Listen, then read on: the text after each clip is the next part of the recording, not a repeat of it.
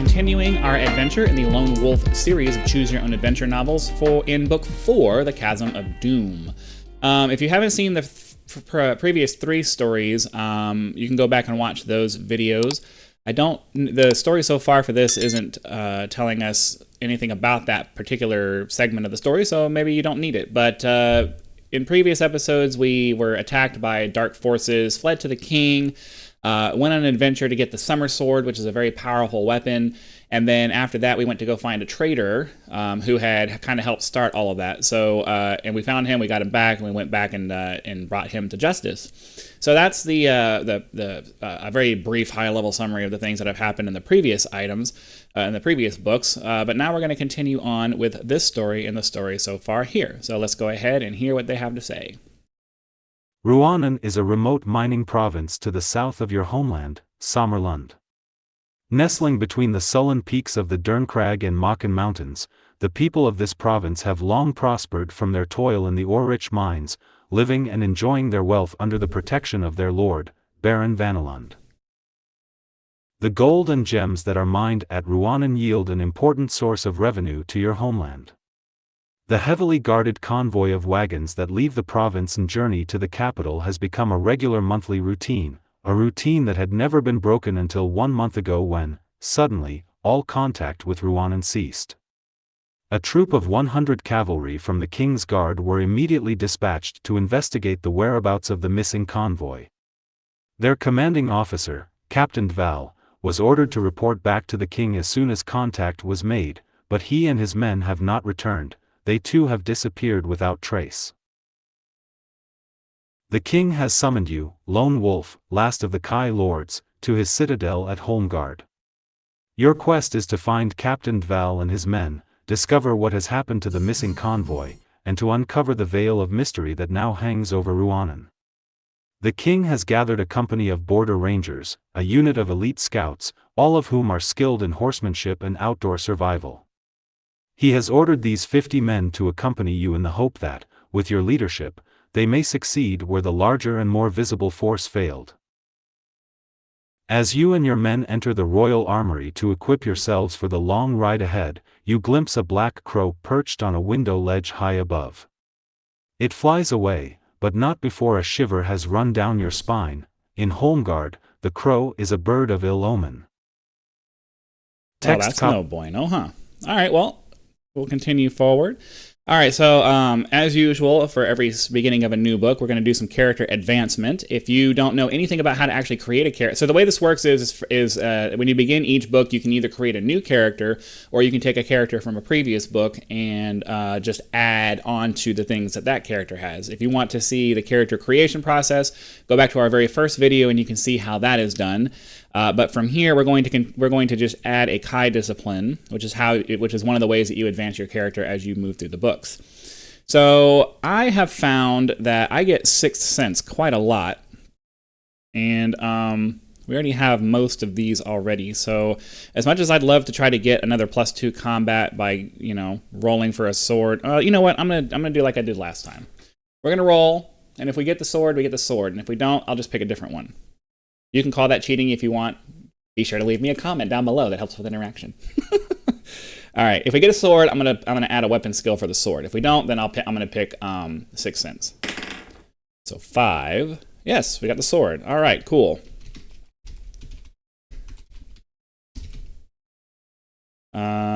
Sword gives +2. So that means that I can add another 2 here.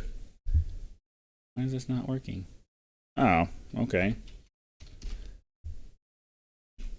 There we go. I'm not sure why the formula got taken out of that. So for those of you who have been following along, I've been slowly evolving this sheet as I've continued. I've rearranged the top yet again. I have a combat skill block now so that it's a little bit easier to follow this, and an endurance block here. And I've also added buttons that allow me to easily move the hit points up and down, and the hit points here affect the starting block in the combat record over here for the hit points, so that whatever value we're at when we start a combat, that will automatically be entered here. And then, when we enter a combat ratio, So let's say we have a 5 combat ratio. It will automatically highlight the appropriate block so that when we roll our dice, we get a nice, easy little cross-reference there. So it'll make it easy there. And then I've even gone further to make it easier so that all I have to do there is just take the numbers from here and type them into these 2 blocks here. So the enemy took 10 and I took 2, right? So let's say he started with 50, and it'll automatically reduce hit points. And then once we get to the point where one of us dies, it turns red. It makes it very easy to follow. So hopefully that will reduce some of the time it takes me to do calculations in my head, and it'll move the combats along just a little bit faster. So we've gotten our weapon skill now. So we are going to come back over here and move on with this to the equipment part. Before leaving Home Guard on your ride to the south, you are given a map of the Southlands. Map of Southlands. Probably gonna have to start. We're gonna have to start deleting things off of our sheet here pretty soon. As a matter of fact, we probably don't need this ticket to Port Bax anymore. We don't need the red pass anymore. I'm gonna hold on to that fire sphere. I don't know what the ornate silver key or the blue triangle. I'm going to delete that, assuming we don't need it. I'm gonna hold on to the fire sphere. I'm definitely gonna hold on. Actually, let me take. Oh, that's lame. Gotta do these one at a time, really? What's the problem here? I'm not sure why it's giving me a... Okay. And we'll take the map of the Southlands. Yes, I want to repeat. I want to move that. And we'll take the map of Kalta. Or of Cult, or whatever you call it. Just try to keep all my maps and stuff at the top. Okay, that's probably good enough. All right, so we get a map, a badge of rank that you wear on the sleeve of your tunic, and a pouch of gold. We find out how much gold by rolling a d10 and adding 10 to that number. So we start out, we got 18, so 25. Oh, come on. I try to be lazy with the math and just use formulas for it, but if I don't remember to turn the form back into a number, then it doesn't work. All right, 43.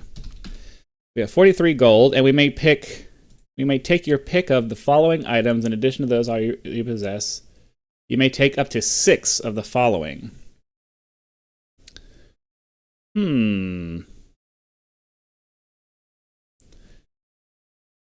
Oh, we're definitely taking the shield. Plus 2 to combat, so we'll add another 2 onto that. So now we got a really high combat ability. We will actually go ahead and take this chainmail waistcoat plus 4 to endurance. But I don't think we can have both of these at the same time, right? So how to use your equipment. The waist is worn on the body. I don't think you can wear 2 chest things. I'm going to assume that you can't wear. I don't know.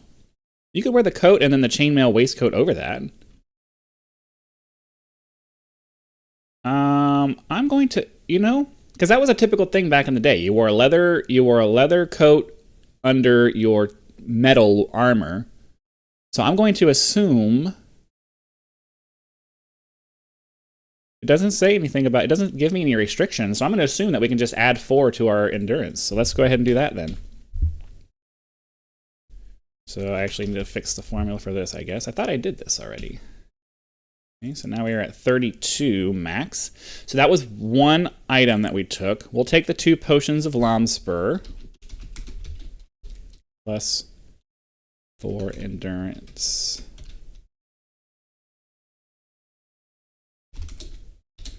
Okay. Let's see. I'm confused as to the pictures here because they have the sword, the spear. These are the potions of Lomspur. They got the image. Oh, I guess that's just a weird looking dagger. We don't need the warhammer or the dagger.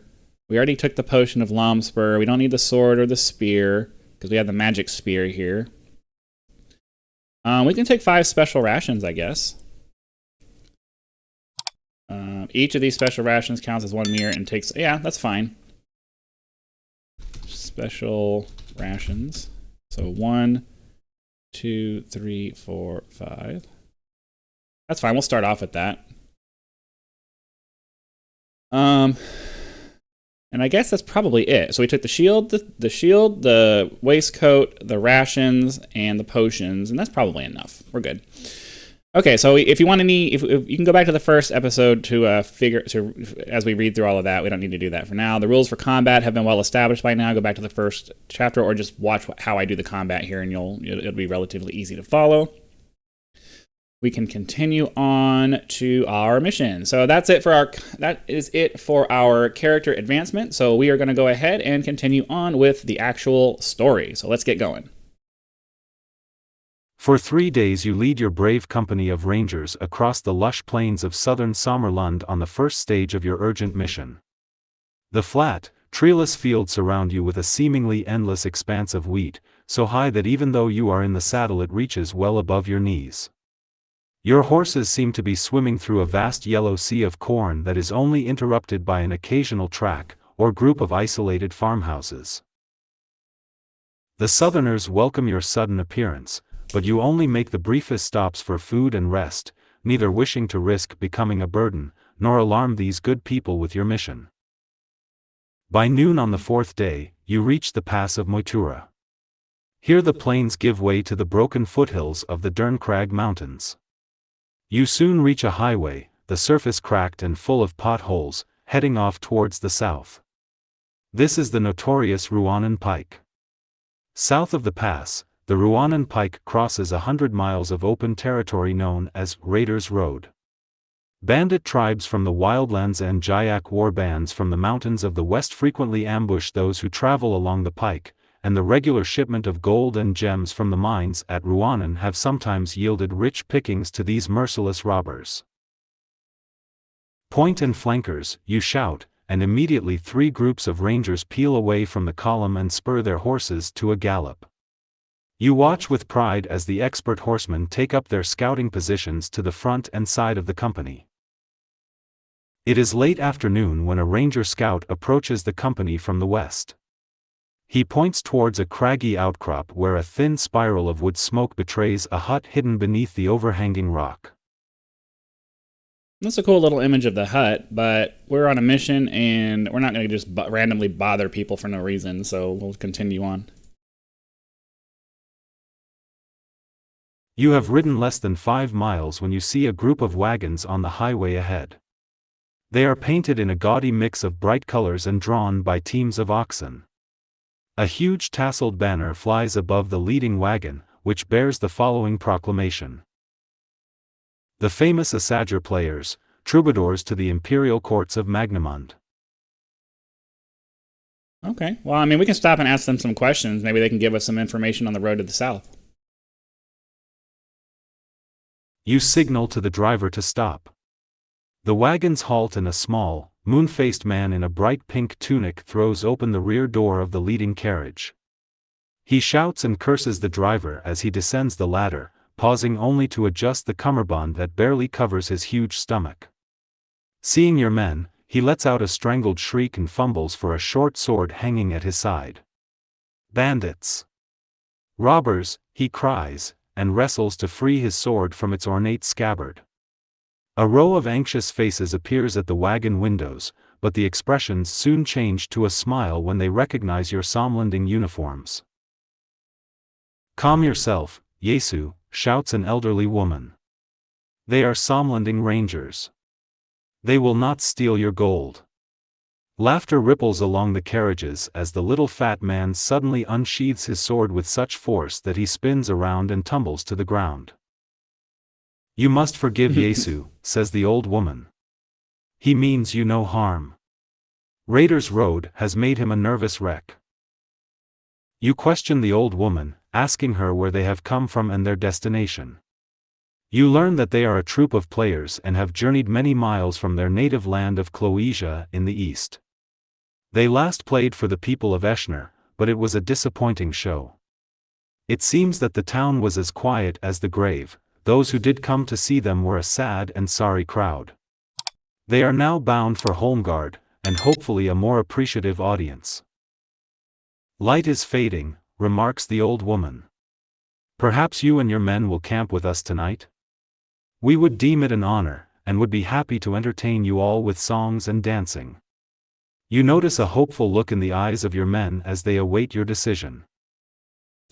Okay, well, as innocuous as this decision seems, in previous books, seemingly innocuous decisions ended up with us dying because of some stupid thing that we can't control. Since I don't know whether or not they're going to allow me to set up guards as we sleep for the night, or something stupid like that, it's really hard to make a decision like this. But realistically, if it's nighttime and we haven't found a place to camp yet, and there's an entertainment to be had for my men, a true leader would allow them to do that. So I'm going to take the risk, and if it goes bad, if it goes really bad, we'll just reverse it. The wagons are drawn into a circle and you set up camp inside. A ranger is posted to patrol the perimeter. Okay. The troubadours construct a small stage onto which strides Yesu. He calls for silence before announcing the title of their play, The Brave Warriors of Sommerlund, a choice that meets with the hearty approval of your men. During the performance, you notice something very odd. Not only is one of the actors using a real sword, but it is a type of sword only issued to officers of the Somlanding cavalry. After the play you approach the man to question him about the sword. He looks at you nervously and makes a dash for the darkness of the perimeter wagons. Okay, well, we can try to capture him by using tracking or hunting, or we can try to chase him, or we can let him go. I would imagine that I have to try to role play the character that I'm playing, and the character would want to know why he's carrying a sword like that. Me personally, I'd be like, okay, you don't want to talk to me, that's fine, but we'll chase him and use our best ability because our character would want to do that. Although the wagons are shrouded in darkness, your Kai sense reveals to you the actor's hiding place. You climb the ladder at the rear of a large caravan, push open the door with your weapon, and enter. In the plush candlelit interior of the caravan you find the actor, cowering beneath a blanket in the far corner. You flick the blanket aside and ask the petrified man to explain how he came to possess such a fine sword. I bought it in Eschner, he stammers, his eyes wide with fear, from the innkeeper of the Pick and Shovel tavern. He grasps the sword by the blade and offers it to you. If it is your sword I have unwittingly bought, I am truly sorry. Here, please take it. You grip the brass hilt and examine it closely. There is no doubt, it is a Somlanding cavalry sword, but the inscription on the blade makes your heart miss a beat, Captain Remird Val, King's Guard Regiment. If you wish to keep this sword, 222. Oops. That's fine. We can keep the sword, and we're definitely going to keep the sword because I want to be able to give it back to him. I'm not particularly interested in holding on to this bone sword, so we'll say because I already have the summer sword. What do I need an extra bone sword? So we'll hold on to this, and hopefully we'll find Captain Duval and be able to give it back to him. Duval's Captain Duval sword. All right. Let's continue on then. You return to the troubadour stage in time for a meal that has been prepared by your hosts. The steaming broth smells most appetizing. Okay, well here we go again with having to make a rather innocuous decision. If we eat the meal and it's poisoned, then we're screwed. But I do have healing, so hopefully that would protect me. The food is delicious. You eat your fill and then make preparations for a good night's sleep. At dawn, you and your company bid farewell to the traveling players and continue on your mission to Ruanan. Alright, we have to roll a random number to see what happens next. A 6. Mile after mile, you ride across the flat and desolate landscape surrounding the Ruanan Pike. You have entered the wildlands south of the pass of Moitura and cannot use the Kai discipline of hunting to hunt for food in this desolate area. I didn't eat my meal. Yet in spite of the uninspiring view, your men seem in fine spirits. They sing rousing marching songs to relieve the tedium of the journey and help to allay fears of what may lie ahead. During the afternoon, storm clouds gather above the peaks of the Derncrag Mountains to the west, and the roll of distant thunder warns of imminent rain. It is late afternoon when your scouts sight a coaching tavern on the highway ahead. It is a large stone building that has been fortified. Okay, we can stop at this tavern for the night or brave the storm. Clearly, we're not going to do that, so let's go check out the tavern. The sound of a tolling bell drifts across the barren landscape. Window shutters slam down, but eyes still peer at you from the arrow slits carved into the walls. You draw your company to a halt outside the wide tavern doors. We are somlanding. We seek shelter for the night and fodder for our mounts, you shout. There is a long pause before a voice answers your call. Okay, well, I'm assuming this is going to be they either help us or don't. The 4. Probably not good. Yeah, that's what I thought. 4 is not good. Go away, shouts a nervous voice.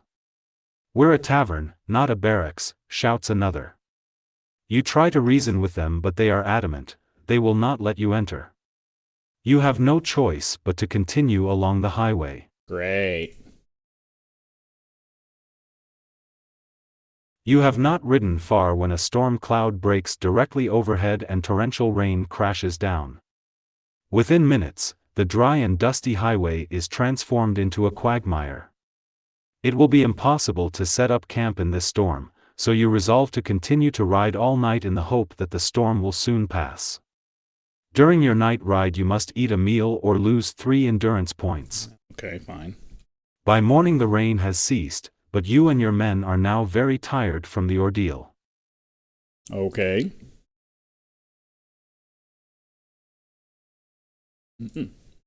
You are about to order your men to make camp when a scout gallops towards you from the east. He points to a line of horsemen on the horizon. Bandits, he cries. You estimate that there are at least 200 of them, and they are riding in your direction. All right, well, that's a lot of dudes. We're gonna go ahead and end the episode here because we're 22 minutes in, and I would like to have something exciting to start with for the next episode. So, hope you guys are enjoying the story so far. Hope you join me next time. Be sure to come back to find out what happens with the bandits, and have a great day, guys. Thanks for watching.